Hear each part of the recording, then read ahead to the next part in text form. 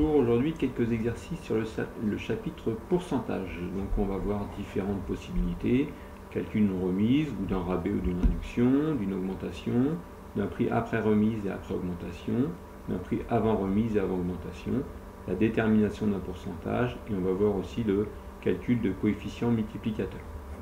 Exercice numéro 1, donc 4 petits calculs à faire. Donc on veut calculer par exemple 1,2% de 130 euros.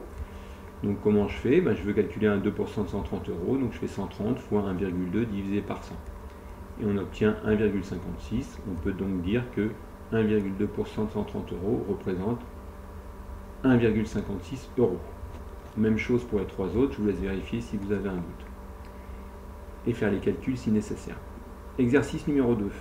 Donc on sait que le montant du service représente 15% du prix du menu. Et on veut calculer le service pour un menu de 12 euros. Donc il va falloir savoir ce que représente 15% de 12 euros. Donc je fais 12 fois 15 divisé par 100, ça me donne 1,8.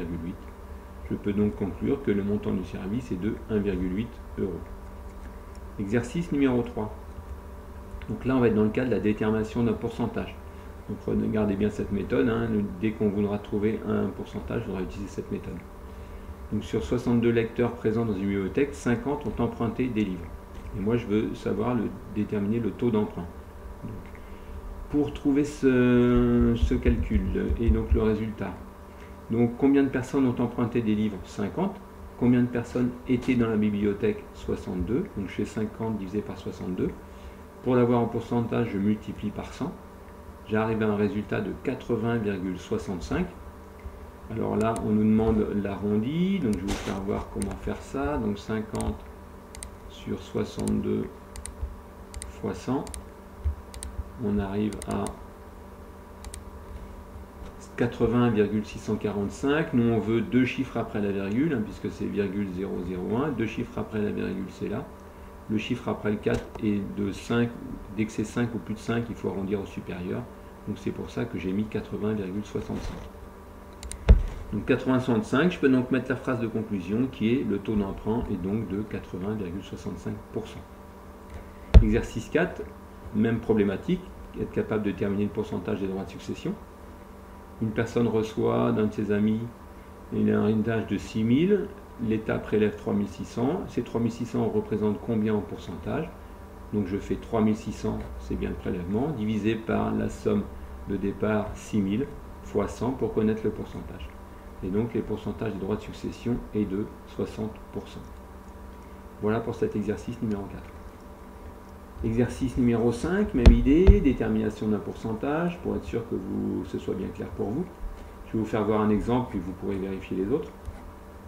4 personnes se collectent pour offrir un cadeau, la somme totale du cadeau est de 530 euros. Le premier a versé 100,70 euros.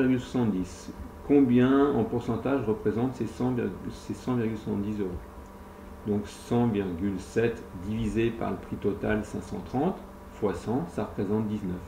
Donc 100,7 euros représente 19% du prix du cadeau. Je vous laisserai vérifier que vous êtes bien en accord pour les autres. À chaque fois, c'est le même principe. Exercice numéro 6. Sur des chaussures de sport dont le prix marqué est de 76 euros, vous négociez une réduction de 8,50 euros. Déterminez le pourcentage de remise. La remise est de 8,50, le prix de départ est de 76, donc 8,5 divisé par 76 fois 100 pour connaître le pourcentage de remise. On arrive à 11,2, donc on peut dire qu'une remise de 8,5 euros représente sur un prix de 76 euros un pourcentage de 11,2%. Idem pour cet exercice numéro 7. Je vous laisserai faire une pause éventuellement sur la vidéo pour voir si vous êtes en accord. Le principe c'est le même, je détermine le montant de la réduction. Et une fois que je connais le montant de la réduction, je n'ai plus qu'à diviser ce montant de la réduction par le prix de départ.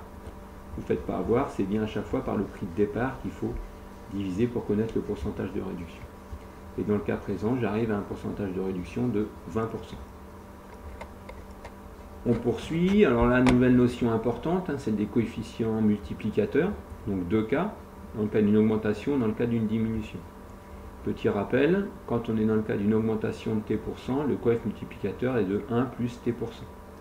Exemple, si l'augmentation est de 10%, le coefficient multiplicateur c'est 1 plus 10 sur 100, ce qui fait 1,1. Si l'augmentation était de 15%, le coef serait de 1 plus 15 divisé par 100, 1,15, etc., etc. Donc ça, c'est pour l'augmentation. Dans le cas d'une diminution, donc là, c'est pas 1 plus, mais 1 moins le pourcentage. Vous avez les différents exemples ici. Si par exemple, j'ai une diminution de 4%, le coef, c'est 1 moins 4%, c'est-à-dire 0,87. Ces coefficients multiplicateurs sont particulièrement importants quand on veut connaître un prix avant une augmentation ou avant une réduction. Donc ça, on est obligé de passer par là, donc c'est pour ça que c'est important de savoir faire ces calculs. Ici, 3 exercices qui utilisent ces coefs. Je vous laisserai en prendre connaissance, vérifier que vous êtes d'accord avec ce que moi j'ai trouvé. Nous avons le cas d'une réduction ici, 15%, je calcule le coef, je peux trouver le prix après la réduction. Ici, un exemple avec une augmentation, j'ai une augmentation de 20%, je calcule le coefficient et je suis capable de trouver le prix final. Ici, exercice 11 différent, là on connaît le prix de départ, on connaît le prix après la remise et je veux connaître le taux de remise. Une des possibilités, c'est d'être capable de calculer le coefficient correspondant à cette remise. Donc j'ai le prix après remise 36,80 divisé par 40, ça fait 0,92. Et quel est le pourcentage de remise correspondant à un coef de 0,92? C'est un pourcentage de 8%. 0,92 ça fait 92%, j'étais à 100%, pour arriver à 92 j'ai bien eu une baisse de 8%. Voilà pour ce numéro 11. Ici on exploite encore le coefficient, je vous ai proposé une méthode, celle avec le coef, je calcule le coef, j'en déduis la valeur du prix. Pour le 13, même idée, je veux connaître directement moi après la réduction, donc je calcule le coef, je trouve la quantité. Ici, pareil, je connais un prix de départ, je connais le pourcentage d'augmentation. Je vous laisse bien sûr faire une pause sur la vidéo et vérifier si besoin. Et après, je suis capable de trouver le prix après l'augmentation.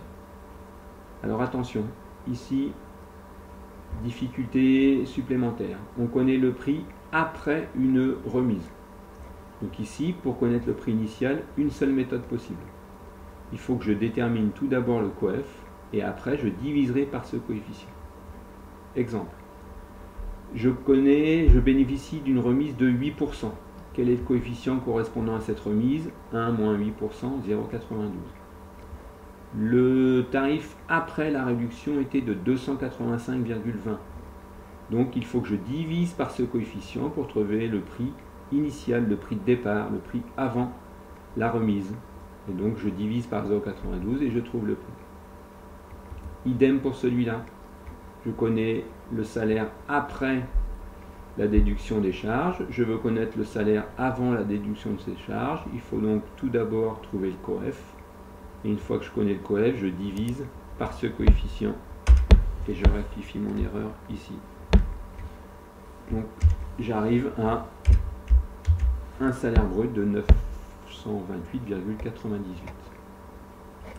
Dernier exercice. Pareil, là, alors vous avez là, ça synthétise un petit peu tout ce qu'on a vu précédemment. Dans un premier temps, on connaît la quantité, nous, après une augmentation, puisque 12 000, c'est après une augmentation de 5%, et je voulais connaître la quantité avant l'augmentation. Ensuite, je connais la quantité de 2001, je veux la quantité de 2002, je sais que l'augmentation est encore de 5%. Je peux calculer le coef et trouver directement la quantité après cette augmentation de 5%. Voilà pour cette correction.